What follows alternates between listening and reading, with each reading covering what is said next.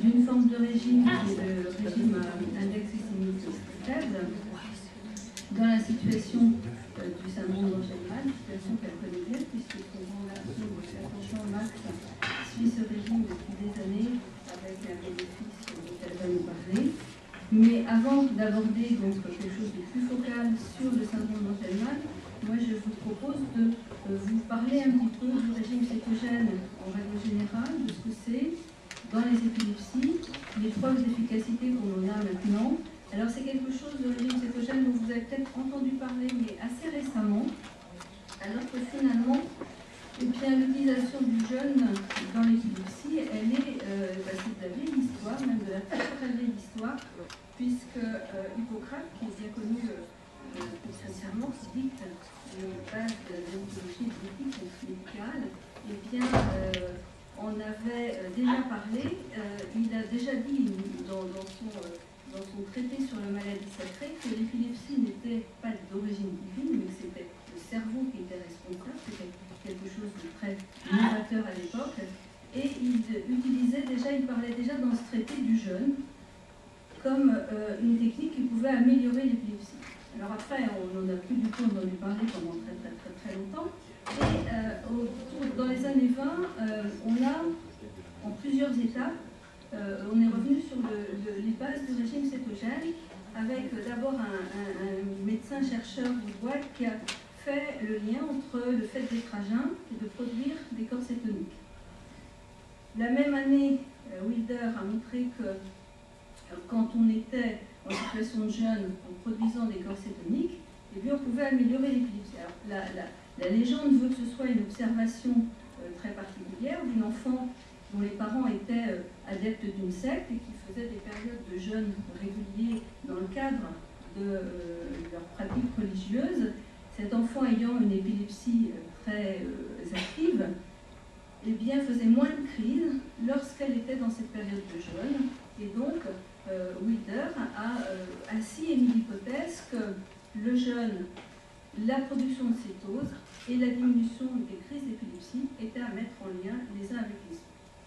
Et c'est comme ça que Talbot, quelques années plus tard, a construit le premier régime cétogène qui est assez proche au final du régime 4.1 qu'on connaît aujourd'hui. Mais à l'époque, il le mettait en place d'une autre façon, avec une période de jeûne complet, avec une restriction hydrique, etc. C'était quelque chose d'un petit peu différent, mais finalement les bases, c'est-à-dire mettre 4 grammes de lipides pour 1 gramme de ce qui associe glucides et protides, finalement c'est les bases du régime encore 4.1 d'aujourd'hui.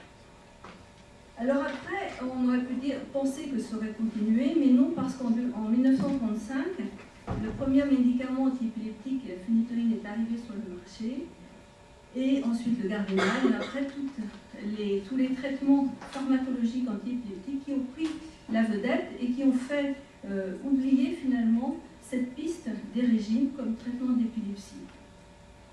Ce qu'il y a, c'est que, vous le savez bien, c'est que les maladies épileptiques ne sont pas toutes sensibles au traitement. Et on a finalement, on le sait maintenant, 20-30% des épilepsies qui sont ce qu'on appelle pharmacorésistantes. Ça veut dire que ce sont des personnes épileptiques, enfants ou adultes, qui continuent à présenter des crises d'épilepsie malgré le fait qu'ils utilisent 1, voire 2, voire 3 antipyrétiques associés. Et c'est la constatation de ces formes pharmacorésistantes qui a fait à nouveau se tourner dans les années 90 vers d'autres solutions thérapeutiques, dont les régimes ou diètes cétogènes. Alors, c'est vrai que l'hôpital John Hopkins a été très leader là-dedans, et en fait, la diffusion et la connaissance de ce régime est partie là aussi pas d'une anecdote, mais d'une situation particulière qui était celle de Jim Abraham, qui a produit le film que vous connaissez, ou vous avez sûrement vu, il est très diffusé, Y a-t-il un pilote dans l'avion, pour son fils qui avait une épilepsie pharmacorésistante, très rebelle au traitement, et qui s'est rapproché donc de l'équipe de l'hôpital John Hopkins et qui a débuté ce régime avec une efficacité tout à fait remarquable. De ce fait, il a diffusé cette information via sa fondation, la Fondation Charlie. Il l'a diffusé aussi via un téléfilm qu'il a fait. Et puis, bien sûr, ça ne s'est pas arrêté là, puisque les publications scientifiques avec des données médicales sont allées dans ce sens d'une réelle efficacité du régime cétogène dans l'épilepsie en règle générale. Alors, au début, ce sont des observations essentiellement ponctuelles ou des petits groupes qui étaient publiés et avec un niveau de preuve qui était faible, jusqu'à ce que Neil, en 2008, fasse une étude réellement randomisée. Alors, quand on fait des études pour avoir un haut niveau de preuve, il faut forcément qu'on ait des groupes d'enfants ou d'adultes, là il se trouve que c'était des groupes d'enfants, qui sont assez comparables en termes d'épilepsie qui les concernent, qui sont assez comparables dans le nombre, dans l'activité de l'épilepsie. C'était tous des enfants qui avaient au moins 7 crises d'épilepsie par semaine, donc une épilepsie très active, qui avaient au moins 2 antiépileptiques associés, donc pour avoir 2 groupes à peu près comparables. Et donc, dans ces 2 groupes d'enfants, il y a un premier groupe qui était mis au régime cétogène classique d'emblée, et le deuxième groupe qui avait un régime standard et leur traitement antiépileptique. Et un petit peu sur le même modèle que ce que vous a présenté Pierre Richard, au bout de 3 mois, eh bien, les enfants qui étaient sous régime standard passaient sous régime cétogène, ce qui fait qu'il n'y avait pas de perte de chance sur l'utilisation ou non d'un régime, mais on avait comme ça une population où on avait un témoin pour pouvoir en conclure une réelle preuve scientifique de haut niveau si la réponse était positive. Et il se trouve que la réponse a été positive puisque, vous le voyez, on avait une diminution de 50% des crises dans 38% des cas. Ça veut dire que 38% des enfants ont vu leur nombre de crises diminuer de 50%, ce qui est déjà beaucoup. Il y a des enfants qui ont aussi été libres de crises, ce qui est encore plus puissant. Alors vous allez me dire, oui, mais enfin bon, c'est pas... Voilà, il ne faut pas oublier que la population d'enfants qui avait été choisie est une population d'enfants qui avait une épilepsie ancienne, pharmacorésistante, avec au moins 2 traitements antibiotiques qui ne fonctionnaient pas. Ça veut dire que, évidemment, ce n'étaient pas les situations les plus simples à traiter, et pourtant, il y a eu une vraie preuve d'efficacité. Donc là, ça a permis de retenir de façon claire que le régime cétogène, la diète cétogène, était un traitement actif, de la même façon que les antiépileptiques. Alors, les principes généraux de ce régime cétogène, alors, c'est peut-être un petit rappel pour certains d'entre vous, l'alimentation classique, on a à peu près, enfin non, on n'a pas à peu près, c'est comme ça, 50% des apports qui sont apportés par les glucides. Les glucides, ça apporte l'énergie. Alors, il y a les sucres rapides, hein, les bonbons, les confitures, etc. Puis il y a tous les sucres tenants, le pain, les céréales, etc., les pâtes. On a 20% qui est apporté par les protéines, qui sont indispensables, notamment chez l'enfant à la croissance, et 30% de lipides qui ont un rôle fondamental dans la formation des cellules. Hein, les membranes cellulaires se construisent avec ça. Mais ça peut aussi être un carburant disponible en cas de jeûne. Et c'est sur ça que va se baser le régime cétogène, parce qu'il faut bien qu'il y ait une énergie qui soit produite, utilisable pour les enfants. Et dans le régime cétogène, on va reproduire le jeûne, c'est-à-dire qu'on va demander au foie d'utiliser les lipides pour produire des corps cétoniques qui vont être le carburant, qui vont être la source d'énergie pour l'organisme. Ce n'est cependant pas un jeûne, puisque c'est un régime qui doit être utilisé au quotidien pendant longtemps et qui doit apporter des besoins de base. C'est-à-dire qu'il faut qu'il y ait des calories en nombre suffisant et donc calculé pour que les besoins caloriques soient couverts. Et chez l'enfant, il faut en particulier que les besoins de croissance soient couverts. Donc, il va falloir faire quelque chose qui soit très complet et sans qu'il y ait de carence. Alors, comment ça marche? Alors, ça, c'est Alors, oui, on va tout voir dans le détail. On va prendre tous les... En fait, non. Mais c'est Anna Martin qui a fait, j'ai repris ça avec son autorisation, habituellement. Si on veut être simple, on utilise la base de glucides pour produire de l'énergie, et l'énergie, elle passe par le cycle de Krebs, et là, on est dans le foie. Alors, dans le régime cétogène, on va vouloir bloquer cette voie-là, des glucides, pour utiliser cette voie-là. Donc, qu'est-ce qu'on va faire? On va mettre celle-ci en retrait, on va utiliser la voie de dégradation des graisses, que vous voyez là. Et dans le foie, on va voir là une étape tout à fait essentielle qu'on appelle l'oxydation des acides gras, qui va permettre de produire de l'acide coenzyme A, passer dans un cycle de Krebs, des corps cétoniques, et les corps cétoniques qui sont un carburant source d'énergie vont pouvoir être utilisés par les organes, dont le cerveau, puisque ça peut aller directement dans le cerveau. Alors, vous comprenez bien aussi que si on veut utiliser le régime cétogène, il y aura quand même quelques petites précautions à prendre, et notamment, c'est pour ça que je vous ai mis ça ici, on fait des examens pour vérifier que l'enfant n'est pas une maladie qui s'appelle un trouble de la bêta-oxydation des acides gras, parce que dans ces cas-là, ça voudrait dire qu'il ne peut pas utiliser cette voie-là, puisque ce serait bloqué. Ah, j'ai perdu ma flèche. Ça serait bloqué ici, et donc ça pourrait être dangereux. Ça veut dire aussi qu'il ne faut pas qu'il y ait une maladie du foie importante. Donc, il y aura quelques examens à faire avant de débuter pour vérifier que ces contre-indications-là ne soient pas présentes chez l'enfant ou l'adulte qui peut être amené à suivre un régime cétogène. Et que donc, on peut basculer sans problème de la voie des glucides à la voie des lipides. Je vous ai dit que donc acide coenzyme A, corps cétonique, le carburant pouvait être absorbé par les organes, dont le cerveau. Et on va avoir ici des actions de modulation des neurotransmetteurs dans le cerveau. Et en particulier, on sait que finalement, ces corps cétoniques vont pouvoir augmenter le GABA, diminuer le glutamate. Et il se trouve qu'on a d'autres études qu'on peut croiser qui montrent que lorsqu'on peut augmenter le GABA, diminuer le glutamate, on a une action antiépileptique tout à fait certaine. C'est ce que en pharmacologie, c'est ce que essaient de mettre en place dans leur traitement les nouvelles molécules, nouvelle génération en particulier. Et il y aurait probablement aussi une action anticonvulsivante directe des corps cétoniques. Donc, on est parti de quelque chose qui est d'observation, et puis on arrive aujourd'hui à quelque chose qu'on arrive quand même à mieux comprendre dans le mécanisme et dans l'action de ce régime cétogène sur l'épilepsie.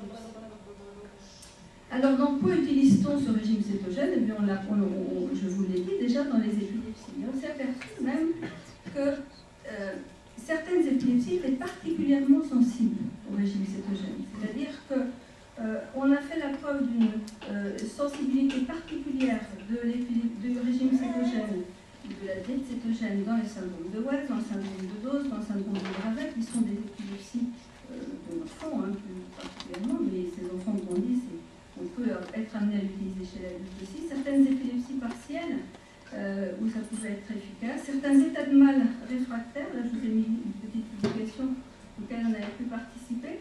Et là c'est vraiment intéressant, c'est-à-dire qu'il existe parfois, alors un état de mal épileptique, c'est quand on fait des crises d'épilepsie sans discontinuer ou de façon vraiment très très importante, ou des crises très longues.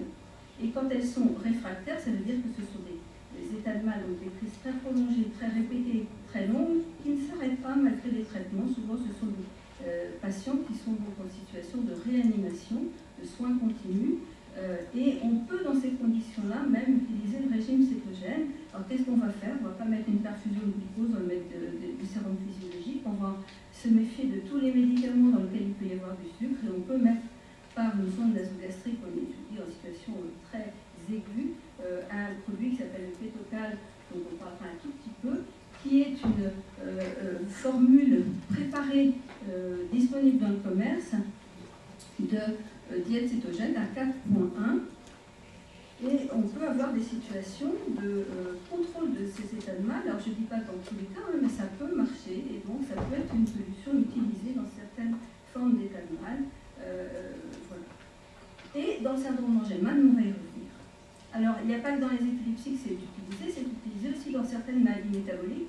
Dans certaines maladies métaboliques, c'est d'ailleurs le traitement, comme les maladies de Gifon.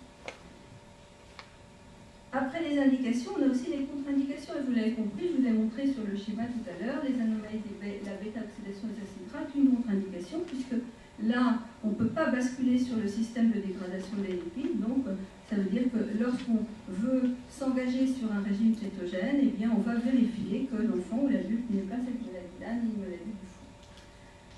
Les contraintes des régimes, c'est une contre-indication qui est plus relative, mais malgré tout, effectivement, en fonction des régimes, on verra que les contraintes ne sont pas tout à fait les mêmes d'un régime à l'autre. Et ça, je pense que Sylvie va nous en parler de façon très détaillée.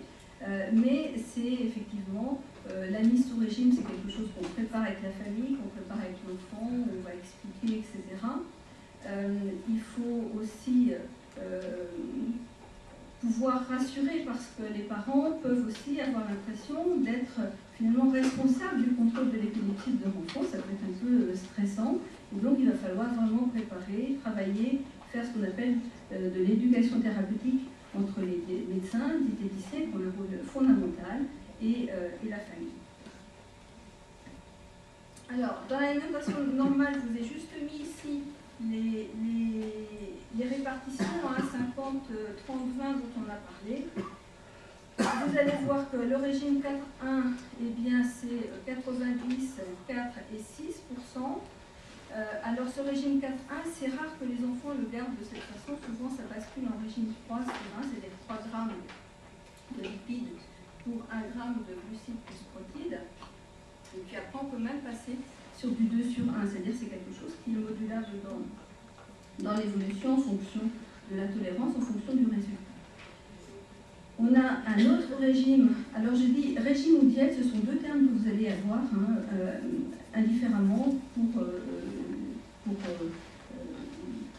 signifier des régimes cétogènes.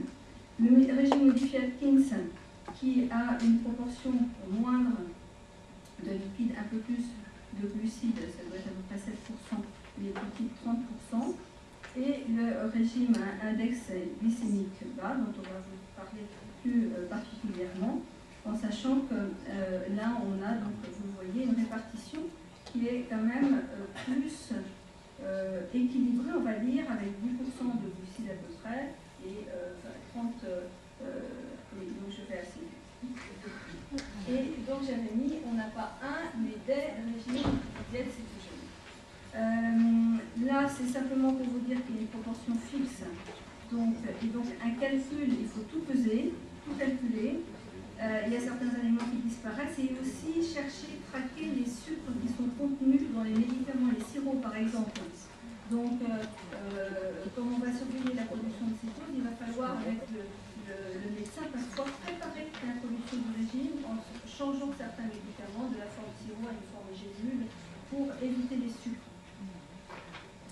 Le régime de Atkins, donc plus permissif en lipides et protéines, des calculs plus simples, mais attention, il ne faut pas qu'il y ait de surreprésentation des protéines qui pourraient avoir des atteintes toxiques rénales. Le régime à index glycémique bas, je vais laisser davantage Sylvie en parler sur l'équilibre.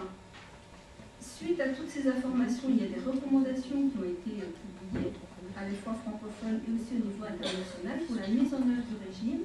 Et il est clair que c'est quelque chose qui doit être préparé avec une visite préalable du médecin, du diététicien pour informer ce qu'on est en train de faire là en ce moment de façon individuelle. Il faudra voir la faisabilité, suivre, évaluer sur le plan biologique, éliminer les contre-indications, adapter si besoin des traitements associés, transformer un sirop en gélule ou en comprimé pour ne pas qu'il y ait de sucre caché, évaluer avec la famille, l'enfant, le goût, les habitudes alimentaires, parce qu'évidemment les diététiciennes vont partir de ça pour essayer de faire quelque chose qui tient compte de ces éléments-là. C'est quand même la clé du succès, pour que ce soit le mieux adapté à l'enfant. Il faut aussi tenir compte de ses goûts en matière alimentaire. Il va falloir calculer les besoins pour permettre un apport calorique suffisant, une croissance suffisante. Il faut que cet enfant puisse se développer normalement.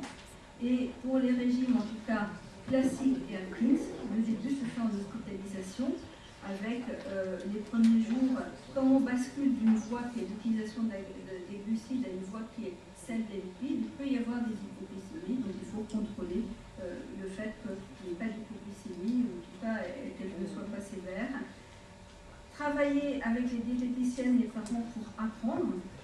Il va falloir apprendre et la sortie de toutes les leçons se prépare avec des repas types qui sont préparés avec les diététiciennes. Après, des liens très très forts entre la diététicienne et les familles, parce qu'il y a des contacts, je ne dis pas permanents, mais très très fréquents, parce qu'il faut que toute question des parents ait une réponse, ça c'est clair, pour que ça puisse fonctionner, pour qu'on puisse tenir compte, ah oui, mais ceci, il n'a pas mangé toute sa ration, est-ce que c'est grave? Un enfant, quelquefois, il y a des jours il mange bien, des jours il mange moins bien. C'est bon. L'efficacité, ça peut marcher de 3 jours à 3 mois. Il faut savoir se donner un peu de temps avant de renoncer. Et puis, il y a des résultats assez intéressants aussi sur l'efficacité potentielle sur la cognition. Moins d'agitation, moins de troubles de l'attention qui ont été rapportés. Les effets secondaires, problèmes un peu gastro-intestinaux, lithiase urinaire, notamment quand il y a certains antibiotiques comme les Vitomax. Donc, on connaît tout ça, ça veut dire qu'il y aura un programme de surveillance. On met des vitamines en systématique parce qu'on sait qu'il peut sinon y avoir une petite carence. Et donc si le régime est poursuivi au-delà de 3 mois, on va mettre systématiquement ces vitamines. Le problème, c'est que ce complément vitaminique n'est pas pris en charge par la sécurité sociale. Voilà. Et les risques cardiovasculaires, parce que ça c'est peut-être une question que vous allez avoir, il y a plein de lipides contre du cholestérol. Et bien en fait, on a quand même des reculs assez importants. On n'a pas eu de complications cardiovasculaires du tout rapportées dans ces conditions de régime.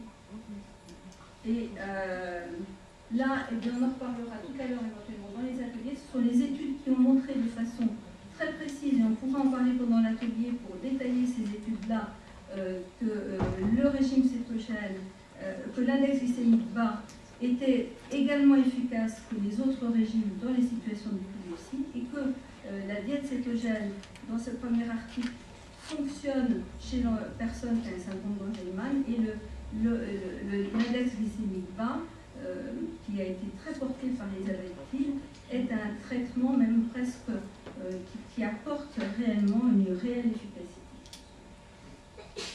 Des petites aides pour les régimes, un site assez intéressant par l'équipe de Strasbourg, Cétogène, sur lequel vous pouvez aller, et je laisse la place à Sylvie. Merci.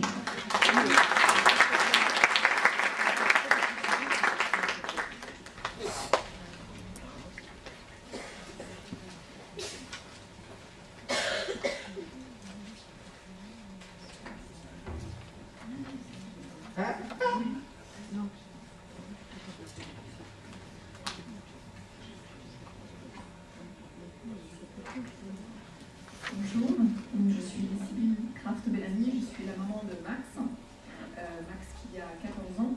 J'habite aux États-Unis et Max suit un régime faible en glucides depuis environ 10 ans et le LGIT plus précisément depuis 2007. Voilà mes 3 garçons, donc Charles qui a 16 ans, Maxence qui en a 14, Tristan qui en a 10. Donc Maxence, c'est un enchaînement d'addition plus. Moi j'ai repris des études de diététicienne et un master en nutrition, plus particulièrement en nutrition clinique. Après avoir découvert et réalisé que les effets de la nutrition sur un enfant comme Max étaient, de mon point de vue, extraordinaires. Donc les projets que j'ai pour communiquer et pour faire en sorte que le régime devienne, on dit en anglais, the first line of treatment, c'est-à-dire qu'à l'annonce d'un diagnostic, personnellement, j'aimerais bien qu'on oriente les parents vers des consultations nutritionnelles pour leur expliquer que si l'épilepsie appartient à un moment donné, ils aient déjà cette option et de ne pas attendre finalement l'option 2-3 médicaments avant de faire le régime. Personnellement, et l'équipe de Max, qui est donc le docteur Thibert à Boston, pense que si on a un résultat aussi important avec Max, c'est-à-dire un contrôle complet de l'épilepsie et pas de médicaments, c'est surtout parce qu'on a commencé le régime relativement tôt. Ce qui ne veut pas dire que si on le commence plus tard, même s'il y a des crises, on n'aura pas des effets très importants, positifs. Donc les projets rapidement sur lesquels je travaille, c'est sur une bande dessinée qui sera distribuée dans les hôpitaux. C'est plutôt un support psychologique, parce que je sais que souvent les parents ont un petit peu, seraient un peu anxieux de commencer le régime, parce que comme Dr. Pedoni a précisé, souvent les parents pensent que c'est eux qui vont avoir le contrôle de l'épilepsie, alors que c'est pas du tout le cas. Je vais l'expliquer après, les médicaments restent les mêmes, on ne change rien. On commence simplement un régime, mais l'enfant est toujours protégé ou reçoit toujours ces médicaments. Donc cette forme de BD sera plutôt distribuée pour un support psychologique, pour expliquer un petit peu toutes les phases dans lesquelles je suis passée, et puis pour donner des petits tips, des astuces, pour expliquer un petit peu comment s'adapter à l'école, auprès finalement de la famille, un peu comment expliquer en quoi le régime consiste et ce qui doit être respecté. Le deuxième projet sur lequel je travaille, qui est un assez gros projet, puisque c'était sur le plan juridique, j'aimerais que lorsqu'un enfant, aux États-Unis, lorsqu'un enfant est diagnostiqué avec un syndrome ou une condition médicale en dessous de 3 ans, il est pris automatiquement pour recevoir gratuitement des soins à domicile de kinésithérapie, d'ergothérapie et d'orthophonie. Et j'aimerais que la nutrition soit intégrée. C'est-à-dire que dès que l'enfant est diagnostiqué, qu'il reçoive à domicile la visite d'une diététicienne et qu'on les oriente sur la nutrition la plus appropriée dès l'annonce en fait, du diagnostic. Donc ça veut dire que je vois beaucoup de sénateurs, de députés, et je leur explique un petit peu le projet. Et donc ça va être commencé à un niveau local, donc dans l'État dans lequel je vis. Et je dois reconnaître que j'ai eu un accueil très très favorable. J'étais un peu surprise, mais ils sont vraiment positifs à l'idée de commencer ce régime tôt. Alors, évidemment, ils connaissent les effets, on va expliquer les effets. Mais sur un plan financier, c'est évident que ce sont des enfants, s'ils ont besoin de moins de médicaments, s'ils ont moins d'hospitalisation, ça veut dire les parents peuvent continuer à travailler, ça veut dire que les enfants ne sont pas obligés d'aller dans des institutions pour enfants épileptiques. Enfin, bref, il y a plein de choses qui se simplifient. En fait. Et puis finalement, je suis en train de lire un livre un peu sur la condition de Max, comment j'en suis arrivée au régime et en fait les effets maximum du régime. Donc, comme le Dr. Pedoni l'a précisé, le régime a été élaboré par le Dr. Thiel à Boston, Thiel Elizabeth, qui est donc une neurologiste, de la diététicienne Heidi Pfeiffer et d'un autre neurologue que tout le monde connaît, Dr. Tibet, qui fait partie des cliniques Angelmont à Boston. Donc, qui était la première clinique Angelmont. Max en fait partie, il fait partie de l'étude depuis qu'il a l'âge de 4 ans. Il est suivi donc, très régulièrement là-bas. Il y a tout un suivi, des vidéos, des prises de sang, enfin bref, ils essaient de voir comment Max évolue. Donc, c'est répétition, les premières études sur le régime ont été publiées en 2005. Ils ont montré une réduction de l'activité épileptique de 90%.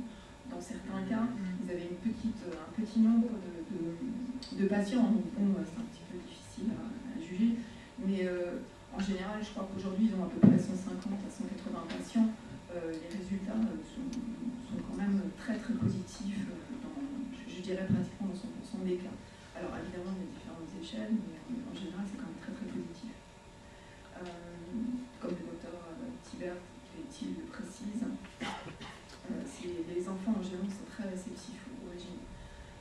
D'ailleurs, en anglais, LGIT, le Glycemic Index Treatment, c'est un traitement, c'est pas un régime. Pour eux, c'était très, très important de ne pas l'appeler LGID, mais T, traitement. Pour Dr. Thiel, encore une fois, c'est the first line treatment, c'est-à-dire que c'est vraiment ce qui devrait être essayé finalement en premier. Donc c'est une forme, vous allez voir, très libérale, beaucoup plus libérale que les régimes cétogènes classiques. Et à l'inverse d'autres régimes secondaires, cétogéniques classiques, on a relativement peu d'effets secondaires. Ils sont très transitoires et en fait on peut s'en occuper, on peut gérer ça de manière très rapide. Donc la mise en place du régime, elle se fait sous surveillance médicale auprès d'une équipe médicale composée d'un neurologue et d'un diététicien. Donc il y a une prise de sang, une analyse urinaire, donc, comme ça a été dit avant, on veut vérifier vérifier qu'il n'y a pas de déficience en carnitine, métabolisme au niveau des acides gras, qu'il n'y ait pas d'autres carences aussi en vitamine D, en zinc, qui sont toujours vérifiées. Donc on reçoit une formation à l'hôpital, on rencontre la diététicienne, on rencontre le neurologue qui va en fait décider quels sont les ratios et si LGIT est approprié pour cet enfant.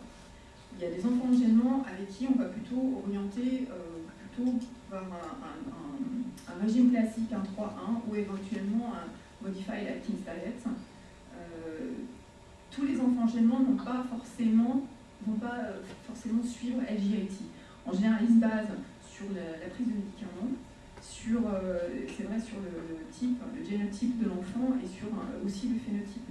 C'est-à-dire qu'il y a des enfants qui présentent un peu de surpoids, qui prennent déjà beaucoup de médicaments. Donc là, ils vont adapter, ils vont voir quel est le régime qui sera le plus approprié et le plus facile pour l'organisme de l'enfant à suivre. Le régime commence à la maison, c'est-à-dire qu'il n'y a pas d'hospitalisation. Et en général, on explique que c'est un nice and slow début, c'est-à-dire qu'on y va gentiment. C'est pas la transition est très lente en fait. La diététicienne va donner le pourcentage de glucides autorisés, le pourcentage de protéines et lipides, et ça va se faire en fait sur environ à peu près une semaine. Donc on va y aller petit à petit en fait. Donc on donne une liste contenant les quantités autorisées de glucides complexes, de protéines, de matières grasses. Donc c'est assez simple, c'est une liste classique avec les légumes autorisés, avec les quantités.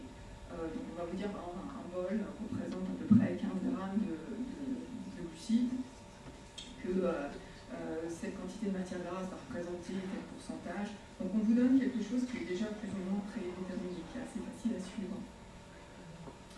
Donc il n'y a aucun changement, comme on l'a dit avant, dans la prise de médicaments. Seul le neurologue est habilité à changer ça, c'est vraiment important. On ne prend pas la décision quand on rentre à la maison de changer les médicaments, ça ne se fait pas. Voilà, donc le principe du régime est un petit peu différent en fait, des autres régimes cétogènes, dans le sens où on ne cherche pas forcément à produire des corps cétoniques. En fait, ce qu'on va chercher à contrôler, c'est la glycémie. C'est-à-dire, on va faire en sorte que la glycémie sanguine reste stable. Alors, pourquoi moi j'ai commencé le régime? J'ai commencé à adapter et à transformer le régime de Max il y a si longtemps. C'est parce que j'avais observé, donc c'était simplement des observations empiriques, je trouvais que Max, parfois, avait des soudaines pâleurs, des légers tremblements, et que ça survenait toujours à des moments particuliers, soit entre les repas ou après certains repas. Et en fait, j'ai essayé un petit peu de comprendre, et la première chose que j'ai trouvée, en fait, c'était en fait des problèmes de régulation de sucre. Donc, comme à ce moment-là, je n'avais pas de médecin et autres, il était hors de question que je commence tout seul un régime, mais par contre, j'ai essayé volontairement de supprimer tout ce qui est pas nécessaire, c'est-à-dire des produits trop sucrés. J'ai commencé à faire en sorte que ces repas soient mieux équilibrés en protéines, en matières grasses.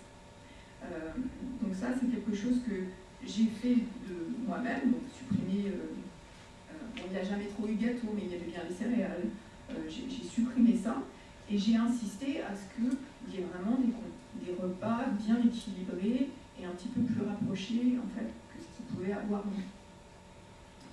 Donc on ne cherche pas à produire de corps cétonique. Les glucides, donc la particularité du LGIT, c'est les points d'origine sur les glucides, c'est que les glucides doivent avoir un indice glycémique en dessous de 50. L'indice glycémique, ça va de 0 à 100, et en fait c'est la rapidité avec laquelle l'insuline va augmenter dans votre sang qui va faire que ça va déterminer c'est ce qui détermine la glycémie. Chaque personne a une glycémie un petit peu, enfin, réagit de manière un petit peu différente, mais ce qui a été observé chez les enfants en gênement, c'est que souvent, ce qui pouvait déclencher une crise, ou ce qui pouvait en tout cas déclencher cette situation où vous voyez l'enfant en plus grande fragilité, c'est lorsque le taux de glycémie redescend. Donc ça, c'est ce qu'on veut éviter. On veut éviter que plus ça monte, en général, la glycémie, si elle monte rapidement et beaucoup, ça veut dire qu'elle va redescendre rapidement et très bas. Et donc, on veut éviter ça. Donc, en fonction, comme j'ai expliqué, du métabolisme, du génotype, du phénotype de l'individu, on peut produire produire des corps cétoniques, donc c'est pas ce qui est recherché, mais certains enfants vont en produire, ce qui est le cas de Max. Ça veut dire que même avec une quantité de glucides qui est relativement importante, il va quand même produire des corps cétoniques. Ça veut dire que, bon, déjà, il a un métabolisme qui est assez rapide, et il a besoin d'une quantité d'énergie qui lui est particulière. Mais ce qui est très important, c'est qu'il doit avoir une quantité de glucides. Sinon, son taux de sucre descend, et c'est là où on peut avoir des problèmes. Donc, c'est pour ça que le régime faible en glucides est relativement bien toléré en général, parce qu'on garde quand même un nombre de glucides assez important. Donc voilà, le DIT, le régime faible en glucides complexe. Donc, encore une fois, le régime alimentaire classique avec 50% de glucides, 30 à 35% de lipides et 10-15% de protéines. Et donc un régime faible en glucides complexes, où là on va avoir entre 60 à 65% de matières grasses, des lipides, des protéines entre 20 et 25%, et donc des glucides de 10 à 25%, mais donc des glucides complexes. Alors moi personnellement, Max, il prend un complément de ce qu'on appelle MCT, Medium Chain Triglyceride. C'est l'un des composants particuliers de l'huile de coco. L'huile de coco à peu près 60% de MCT. Mais en fait, on achète de l'huile MCT et je vais lui en donner de manière assez régulière. Donc ça peut aider à augmenter ses kétoses, et aussi à régulariser sa glycémie. C'est-à-dire qu'il y a des fois, pour plein de raisons, il va rentrer de l'école, il est plus fatigué, il a fait chaud, il a fait froid, je ne sais pas, il a une activité physique un peu plus importante. Je vais voir qu'il a l'air fatigué physiquement, je vois bien qu'il a besoin d'un petit peu, un petit boost d'énergie. Et donc en fait, je vais lui préparer son lunch adapté avec les ratios, avec les ratios et le pourcentage du régime faible, donc ici, donc 65% de matière basse, voilà, mais il va avoir à peu près 5 à 10 ml d'huile MCT au moment de son repas. Donc les effets du régime, donc un meilleur contrôle de l'épilepsie évidemment. Pour Max, ça a été un peu... lui, il a un contrôle complet de l'épilepsie, on a pu supprimer tous ses médicaments. Il n'en a jamais trop pris non plus, il est sous Keppra. Il en prenait une fois par jour, c'était déjà un petit dosage, mais bon, on a quand même réussi à le supprimer. En général, ce qui est observé, c'est la réduction de la fréquence des crises, de leur sévérité, de leur durée, l'amélioration du temps de récupération après une crise. Pour les personnes que je connais, avec qui j'ai pu avoir des échanges dans des séminaires ou dans des cabinets pédiatriques, c'est quelque chose d'assez flagrant quand même. Renforcement de la concentration mentale. Alors ça, c'est quelque chose avec Max qu'on a pu observer assez rapidement. Cette capacité finalement de rester assis plus longtemps, de rester à une tâche du début à la fin. Bon, ça a été surtout observé à l'école. Ça, c'est vraiment quelque chose. Il est dans la même école depuis 7 ans. Et régulièrement, l'école est très bien faite dans le sens où il y a un suivi quand même très poussé de l'enfant. Et on voit l'évolution de sa capacité à rester concentré. Effectivement, il vieillit. Maintenant, il a 14 ans. Donc, effectivement, il a un peu passé la période un peu hyperactive. Mais dès qu'on avait commencé le régime, on a quand même observé, enfin, moi, on a tous observé quand même un changement assez important dans son comportement. Amélioration du comportement, réduction de l'agressivité. Max n'a jamais été trop agressif, je ne sais pas trop. Ça peut arriver si il y a une douleur physique ou si il y a quelque chose qui vraiment le dérange. Mais pour pas mal d'enfants, je sais que c'est quelque chose qui a été quand même vraiment extrêmement important. On a vu des enfants qui préféraient utiliser finalement un système de communication plutôt que direct d'utiliser finalement un comportement physique. Énergie physique, endurance physique augmentée. Alors ça pour Max, ça a été vraiment flagrant. C'est-à-dire qu'en général, il est ambulant, il marche depuis qu'il a l'âge de 3 ans, mais souvent il s'arrêtait et puis il ne voulait plus repartir. On aurait aurait pu penser que c'était finalement un trouble du comportement. Je pense que c'est simplement parce qu'il était épuisé. Et aujourd'hui, il est capable de prendre le bus le matin à 8h, il rentre à 3h30, et je sais qu'il a marché toute la journée. Et ça, à l'école, c'est vraiment, il monte dans le bus, il descend du bus, toute la journée à l'école. L'école est très très grande, donc il doit monter les escaliers, descendre, aller d'une pièce à une autre. Et ça, il le fait, il n'y a plus de... Il s'est collé par terre, il se caché sous une table, ça, il ne fait plus. Nous, on le voit aussi par rapport en fait, à le développement de son corps. On a vu une apparition des muscles, c'est quand même important. Renforcement du système immunitaire et réduction inflammatoire. Ça, c'est vraiment important parce que Max a dû faire entre 30 et 40 hospitalisations entre l'âge de 0 à 3 ans, c'est-à-dire qu'il était en détresse respiratoire en permanence. Il faisait des pneumonies, il était sous oxygène. Dès qu'il avait une grippe ou une maladie respiratoire quelconque, ça dégénérait de manière assez catastrophique, ce qui n'est plus du tout le cas. J'en ai beaucoup parlé à Boston et ils m'ont bien expliqué que le régime était très anti-inflammatoire, donc ça laisse la possibilité au corps finalement de combattre la maladie et finalement de guérir beaucoup plus rapidement. Amélioration du sommeil et de sa qualité,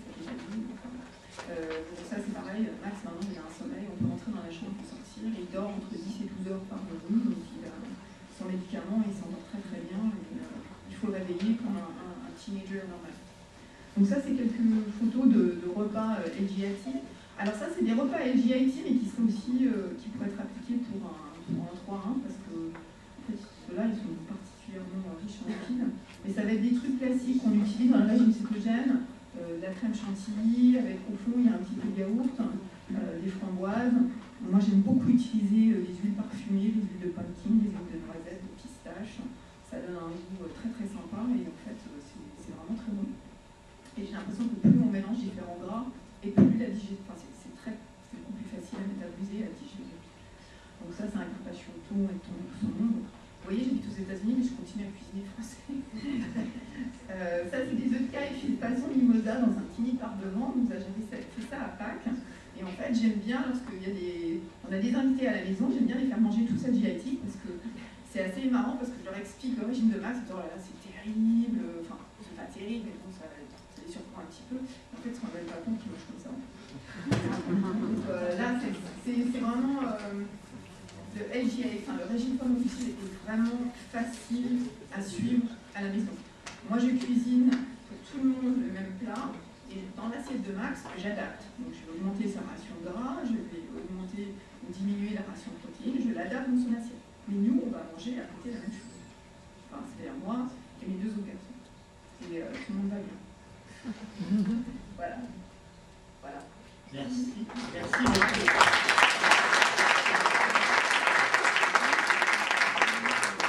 Alors, peut-être un peu de questions, puisqu'il y a un atelier qui va traiter du problème des régimes cétogènes. Alors, je vous signale que ceux qui voudront aller dans l'atelier régime cétogène iront dans la salle Berlin. Oui. Berlin, donc c'est la même que ce matin pour les adultes. Quand vous sortez, c'est tout droit sur la droite. Ceux qui vont aller à l'atelier Notre enfant va être majeur, que cela implique-t-il pour lui et pour nous, c'est dans la salle Oslo. Alors la salle Oslo, quand vous montez l'escalier, c'est le palier qui est entre les 2 étages d'escalier sur la gauche. Pour l'atelier vers une autonomie dans les activités de la vie quotidienne, c'est ici. Et pour l'atelier le soutien aux aidants, c'est dans la salle Londres. Et la salle se situe au 1er étage.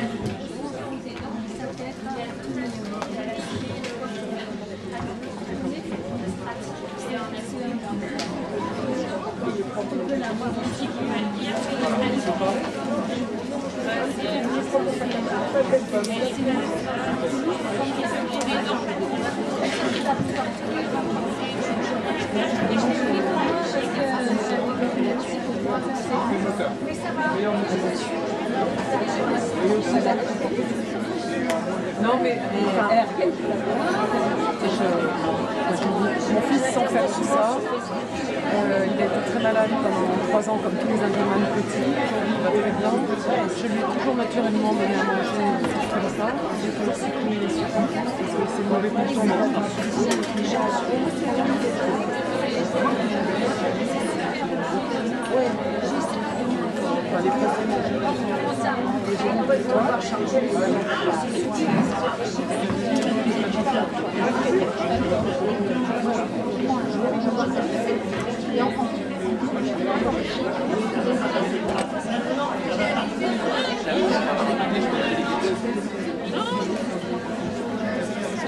c'est vraiment filmé ce qui se passe ici. Oui.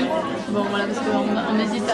Donc on pourra le voir sur le site après. Je ne sais pas s'il y aura tout. Il y a 2 autres ateliers qui nous intéressent. Je pense qu'on fera des coupures, mais après il faut... Parce qu'on est que 2, alors on arrive à faire.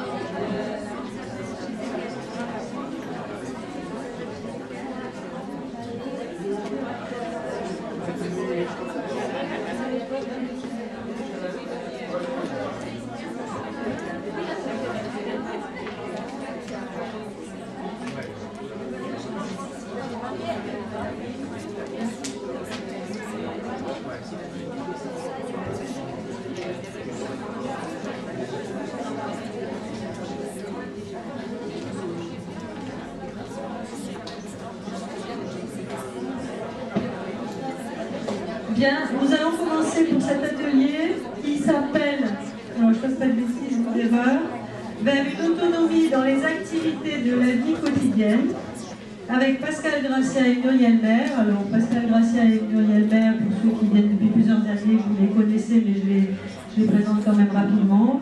Donc Pascal Gracia, c'est notre éducatrice préférée, puisqu'elle fait des formations pour l'APSA, les week-ends de formation pour les parents et les professionnels.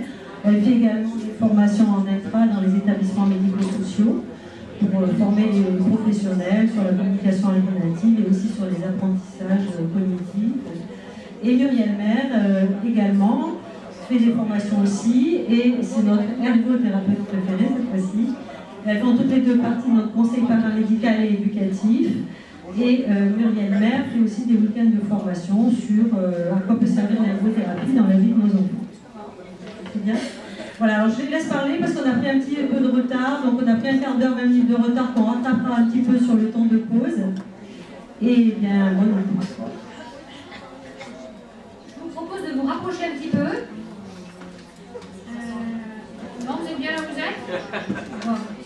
Donc, je précise juste en fait, sans avoir à le justifier, mais c'est en préparant un diplôme interuniversitaire sur la déficience intellectuelle que j'ai eu la chance de connaître Denise et d'autres parents ayant un enfant avec le syndrome d'Angelman, et puis Jean-Marie Lacour qui était là tout à l'heure. Voilà. Sinon, j'ai essentiellement travaillé en établissement, en IME, en femmes, foyer d'accueil médicalisé, en foyer d'hébergement. Et actuellement, depuis un mois, je ne suis plus qu'à mon compte. Mais jusque-là, j'ai toujours été en établissement ou en milieu associatif. Voilà. Et il y a 3 ans, pour préparer une intervention sur les repas, j'avais été amenée à observer au CME Les Mésanges, qui est à côté de Chambéry, des enfants qui ont le syndrome d'Angelman. Et pour préparer cette intervention, plutôt que de ressortir ce que j'avais préparé il y a 3 ans, je me suis dit que ça serait intéressant de voir un petit peu où en sont les enfants 3 ans après, ce que j'ai fait. Et donc je suis retournée à côté de Chambéry pour cette intervention. Et c'est vrai que pendant le trajet, je me suis dit que ça sera intéressant. Ça sera intéressant de voir, en termes d'autonomie, sur un même groupe, en situation assez similaire, le repas aussi, voir comment les enfants avaient évolué sur 3 ans de temps. Donc c'est vraiment avec plaisir que Pascal et moi avons préparé cette intervention pour vous, de façon à pouvoir essayer de vous proposer quelques pistes à partir de 3 situations qui seront présentées, qui puissent vous accompagner dans ce chemin qui est très particulier, qui est l'autonomie dans la vie quotidienne.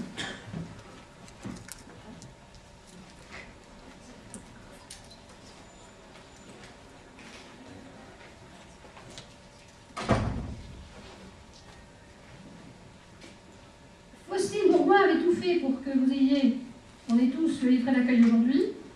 Il est prêt, il n'y a plus qu'à qu'il soit reçu.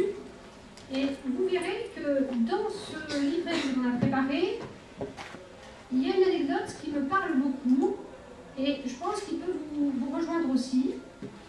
C'est une anecdote d'une personne qui est maman d'un enfant qui a le syndrome d'Angelman, qui explique un petit peu que, il me semble que c'est maman.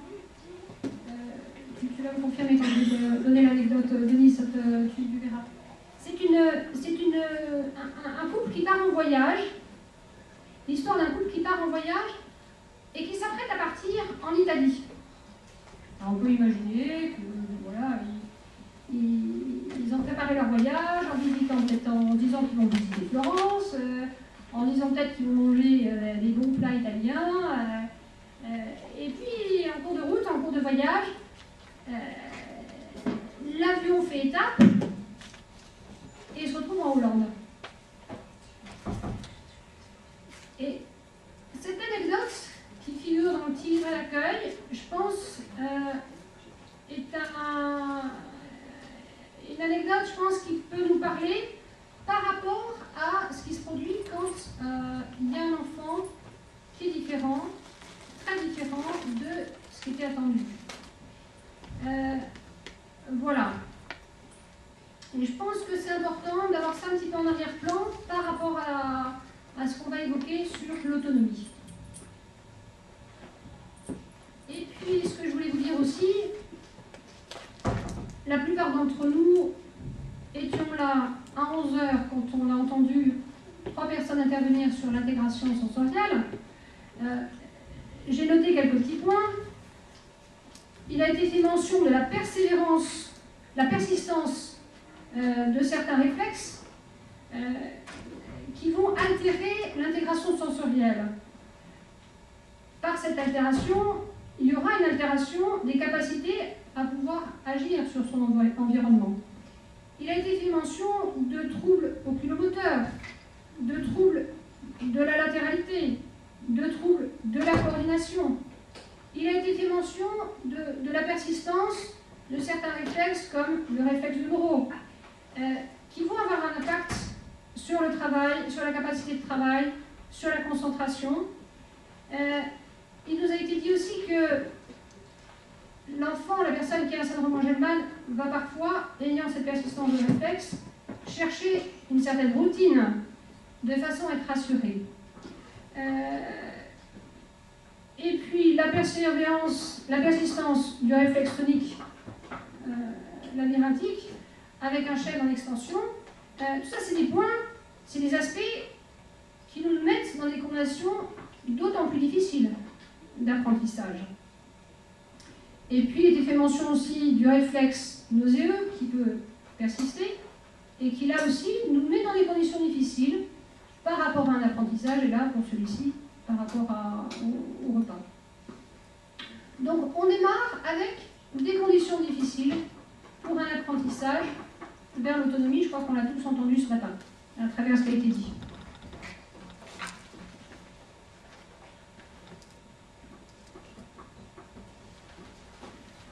Donc là, je vous ai parlé d'un centre près de Chambéry, c'est à La Motte-Servolex, juste à côté de Chambéry.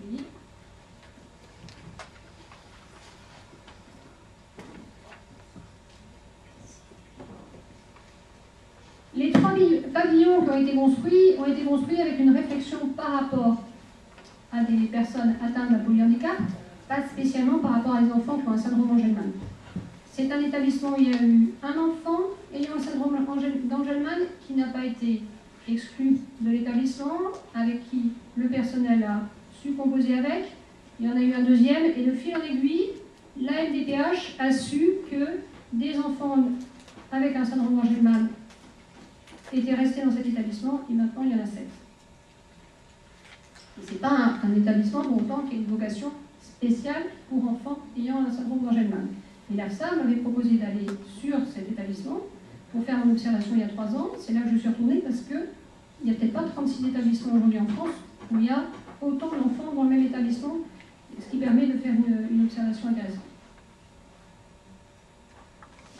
Donc l'enfant que je vais vous évoquer est dans un groupe qui s'appelle Émeraude, dans cet établissement. Il s'appelle Pierre. Et l'éducatrice était très très fière de pouvoir me montrer ce qu'il fait quotidiennement.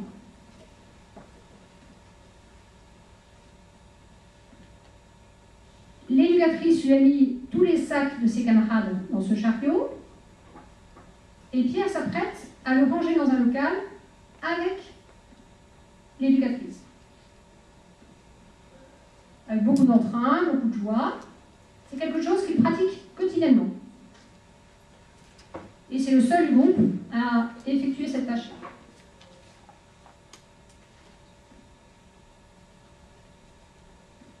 Il a besoin de l'éducatrice pour pouvoir ouvrir le local. Très très fier de pouvoir avoir fait cette tâche. Et là, vous allez voir, on parlait de stéréotypie tout à l'heure. Je pense qu'on n'aurait pas arrêté Pierre dans ce jeu avec l'interrupteur, il serait peut-être encore. Petit exercice, petit jeu qu'il fait systématiquement tous les matins, et l'éducatrice intervient pour le ramener sur le groupe. Deuxième temps que j'ai pu observer, sur proposition de l'éducatrice, un temps de communication où Pierre devait définir, avec les pictogrammes, quelle était la météo.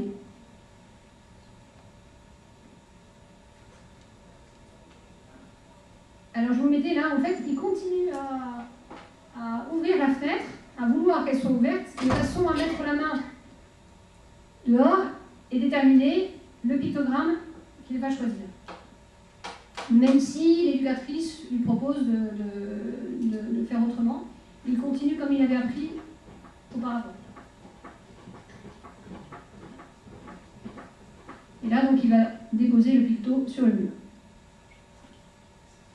Je ne vous présente pas des conditions idéales de communication, des conditions idéales de participation à la vie quotidienne, je vous présente le réel d'enfant. L'éducatrice lui propose de repérer son prénom parmi d'autres, une fois par semaine, il fait partie de ce groupe.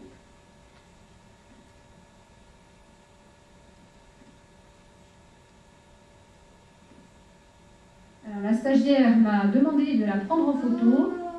On la voit en train de désigner des illustrations les plus proches possibles de plats qu'il mangera, qui seront proposés au repas suivant. Et cet exercice-là, qui est pratiqué une fois par semaine par Pierre et par les autres membres du groupe, vise à préparer les menus. Chacun repart avec le menu et les menus sont préparés aussi pour les autres groupes. Donc l'affichage du menu par des visuels. Ça a dû durer à peu près 20 minutes. Hein, ce combat.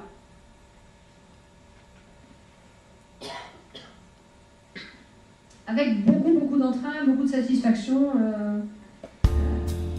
des participants, et particulièrement